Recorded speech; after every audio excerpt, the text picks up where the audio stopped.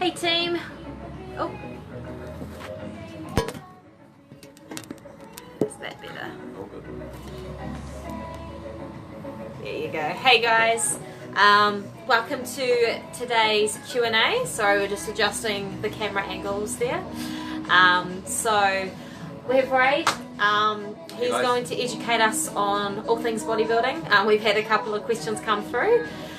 So basically today we're just going to cover a little bit about nutrition and I guess training leading up to a bodybuilding show. Now bodybuilding of course is many things. It's not just Arnold, you know. It can cover your physiques, your bikinis, your sports models, your sports models, what else? Yeah, pretty much so many different categories. So bodybuilding can look like many different things on stage, but Ray will go into deeper knowledge with that. So like always, if you guys have any questions, just chuck them below as we go along.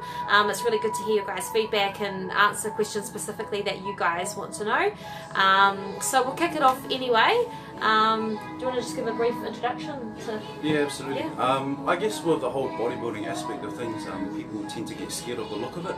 But as the years have gone by, the criteria and the look that the judges are now looking for has changed, and that's only so that it can become more achievable, you know, to the general public that don't want to look as big, but still want to look healthy, look good.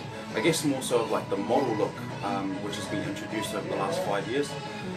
So that's the category that I currently compete in, and that's the men's physique category. I guess it's maintainable lifestyle-wise. I can still, you know, train hard, look good, but also, you know, live a normal lifestyle as well. I guess for the whole prep side of things, what I do is I tend to pick a date anywhere between... Sorry guys, fire truck. Yeah. I usually set aside a date anywhere between a year and 6 months out, and what it will do is allow me to use the off season as a time to... I use it as a reverse engineering type, so I actually use that time to find out what foods work best for me, and then I'd note it down, and typically that's what I'd start my prep on. So usually I'd start a prep anywhere between 12 to 16 weeks out, depending on how I look. Again, it's just about finding the combinations of proteins and carbs, fats that work for me. Training wise, usually I start with about 4 to 5 times per week with cardio first thing in the morning, and about 2 to 3 times post workout. So I could be doing anywhere up to 2 hours of cardio per day. That's not including weight training as well. Weight training for me is staple. It's usually between 6 to 7 times per week. That doesn't change throughout the whole entire prep. It's all in split format, so I'd be working on specific body parts. Obviously the whole goal is to sculpture the body as best as you can, so we're not looking to, I guess, get stronger over the time. It's just about sculpting. It's kind of like art, to be honest. I'm sure Shannon can agree with that as well. Weaknesses are obviously attention is paid a lot more towards your weaknesses, so you can be training, you know, weaknesses up to 2 to 3 times a week. Things start to get a little bit more scientific as you get closer to the show, so typically 3 to 4 weeks out is when I start my carb deplete process. So that during that time I'd be taking very minimal carbs, up to no carbs really, only getting them from vegetables. But my water intake is super high, so it's usually between 5 to 8 litres. So you're literally pretty much standing at the toilet all day, and it can get uncomfortable at times. But again, realizing that you've set that time aside to dedicate everything towards that, whether it be 3-4 months, whatever it may be, you've still got 8 months of the rest of the year to do whatever you want. So I guess that's why it's so achievable, more so to the general public now than it has been in the past. Up to a week out, this is where things can go pear-shaped. You have to watch your sodium intake very closely. It's when you start to water load and deload. Usually about a week out, the fat loss process is pretty much finished. All you're looking to do now is just flush out the excess water, and that's how we get that shrink wrap rip look. You can screw the look up within the last 2 to 3 days, in which, speaking from past experience, has happened to me. Simply just because I didn't get the sodium and water combination right those last few days leading into the show. yeah, do you want to touch on anything about that? Yeah, I mean, I don't have as much experience with competing as Ray does, but I have done a bikini bodybuilding comp myself, and similar sort of protocol leading up to the actual competition. There was a water loading period. We, however, started with 5 litres, obviously female, a bit smaller, but yeah, the nutritionist that I was working with at the time had me on 5 litres, and then she basically tapered it down, and I think every competitor probably has a different protocol. That's why you see the people that do really, really well over time and do show after show, they've really nailed in what works for them and what works for their body. And especially with bodybuilding, it's there's probably, would you agree, like there's not one fit for all, you know. Everybody is different. So I didn't really, so like with bikini, it's a very mild category, and if I was to do a show again, I definitely wouldn't do bikini. I just personally don't like it now, but you know, it was an experience, and the sports model look is more what I like now anyway. But the bikini is a very mild category. They don't really go too much on sodium as extreme as, like, you know, your physique and your bodybuilding categories do, which is good if you are a female and, you know, you're just wanting to try it and just kind of see what competing is like. There's not too much pressure with regards to that. But yeah, it's an interesting process. You definitely learn a lot from it. I think you have to be in the right mindset to even consider competing, like mentally and emotionally. Like where you are in life needs to be good. I wouldn't recommend competing if you are unsettled in any way, in any part of your life, just because competing literally will take over your life for that duration of the prep. People often look at it and think, oh, you know, it's quite a selfish sport. Actually, I personally think it's not, because you are the sport. You know, at the end of the day, you are the thing that is being judged. So it may come across as, you know, for those 12 to 16 weeks, it's all about yourself, but it has to be, because, you know, you're the one who's going to be on stage being judged on, you know, your symmetry and everything that you've worked so hard for. And it's a really good opportunity too to basically set a goal and smash it. Like, you know, to know at the end of 16 weeks, you will be up on stage in a bikini or in whatever it is that you're competing, and you kind of have to work hard for that. You know, once you're there on stage, you're there. So that's personally what got me through. When I did my show, I did a bit of a longer prep. I did a 20-week prep, and only really like nailed in like super hardcore in the last 8 weeks.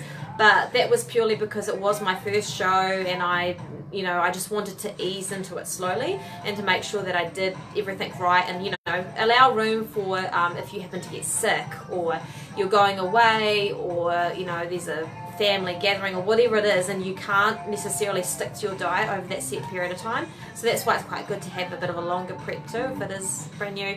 And yeah, also two things like expenses. So expenses, I think, is a huge thing that people don't realise with competing.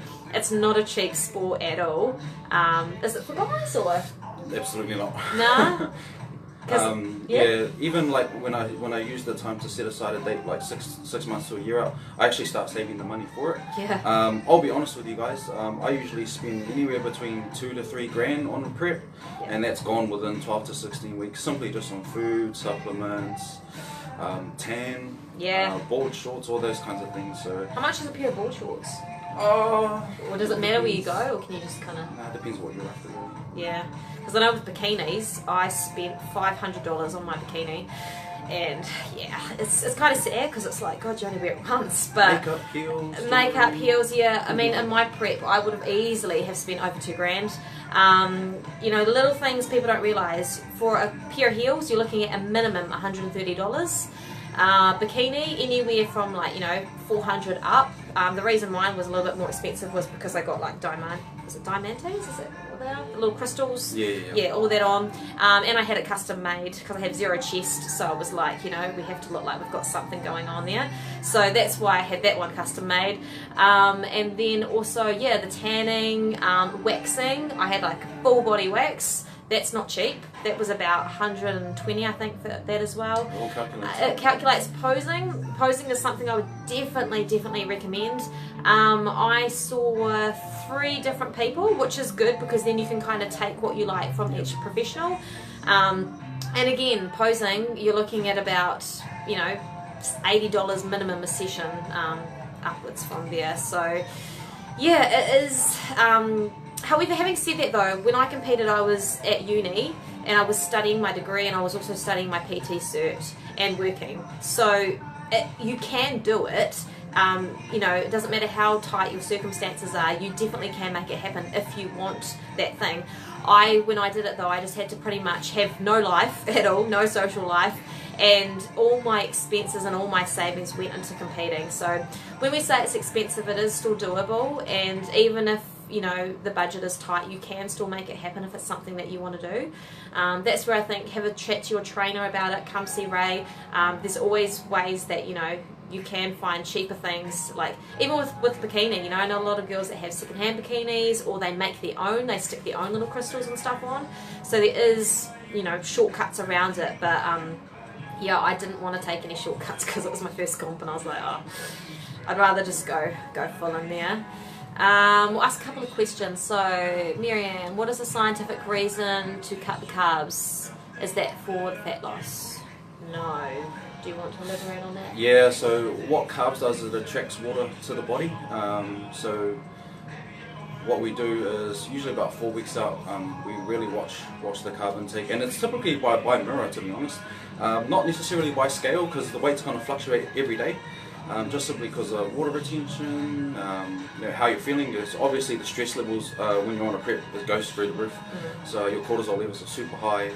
So carbs, yes, there's no real scientific reason behind it. I would only say it's only just to draw water out of the body.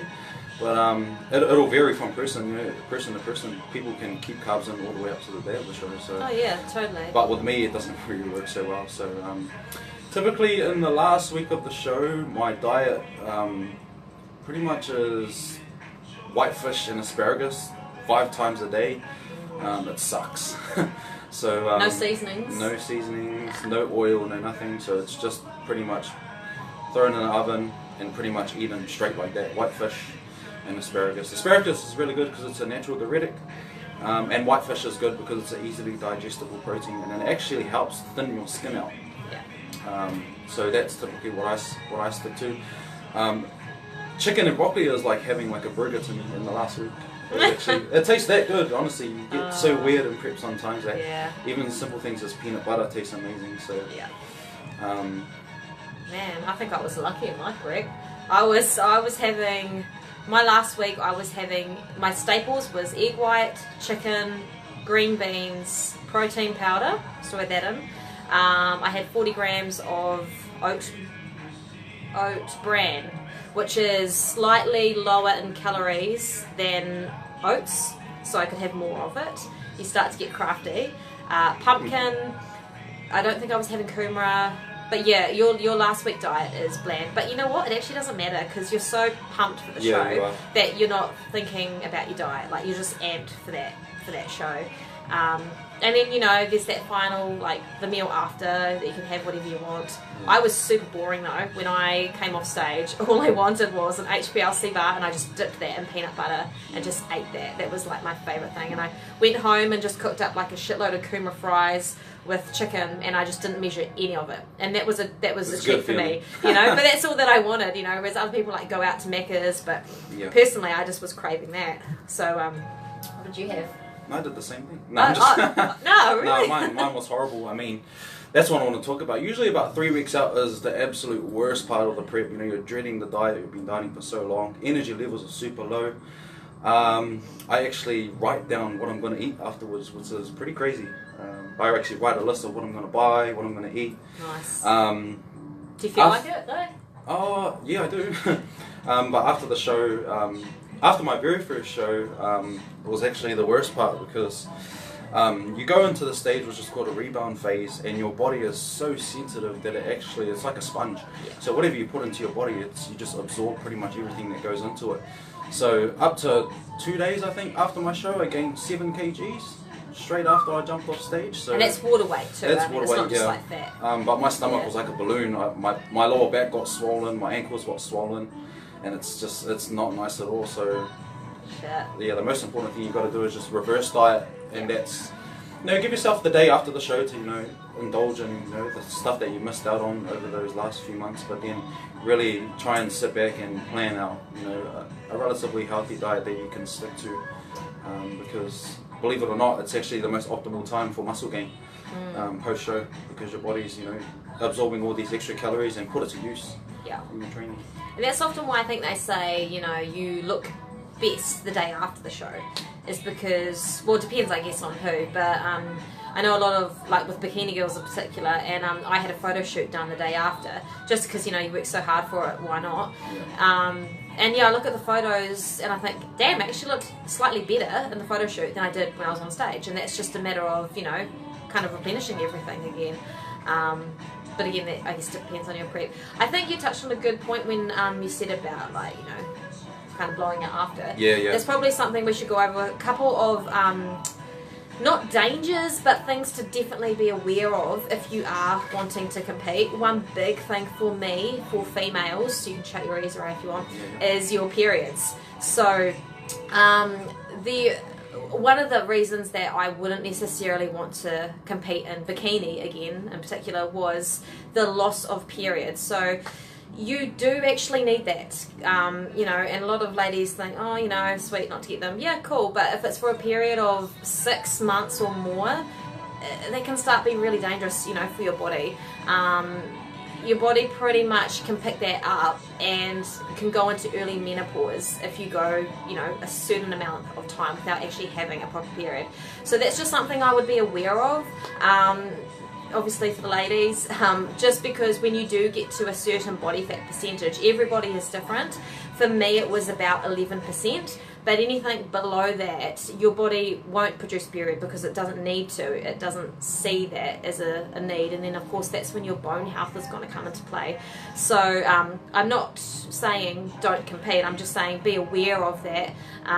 It may happen if you get to a low body fat level, and then that's just where you need to work with your nutritionist or whoever is doing your comp prep to make sure that you safely come out of that, and you're safely adding in the good foods again, and you're slowly reverse dieting up to a appropriate level for you, versus just jumping straight back into having however many calories you were eating before you started your prep out, and just shocking your body that way. So yeah, that's just something I would keep an eye on. Did you find anything when you were prepping that was slightly alarming or you have to be aware of? Just not freaking out if something goes wrong. I've drawn up an ebook where in a section of my ebook it's got something about refeed day, and that's typically like the cheat meal that you would, I guess, schedule in. But during a prep, it's something you can't really schedule in. It's something that you just have to go by look, and if it goes wrong, don't freak out. You have to give yourself a couple of days to really just take a step back and try the things that worked for you before, and then just apply it again. And you'll find that 2 to 3 days after that naughty cheat meal with that whatever you had, you'll actually look better than before you ate the cheat meal. So I guess that's the most important thing, is just not to freak out, because stress levels are already high as it is. So yeah, you don't want to add any more extra stress to it as it is. Definitely. So Marion asked, is the main goal in the last week to reduce all water hydration? I mean, sort of, right? Yeah. Like it's water. From my understanding, the reason my nutritionist got me to slowly taper back on water was also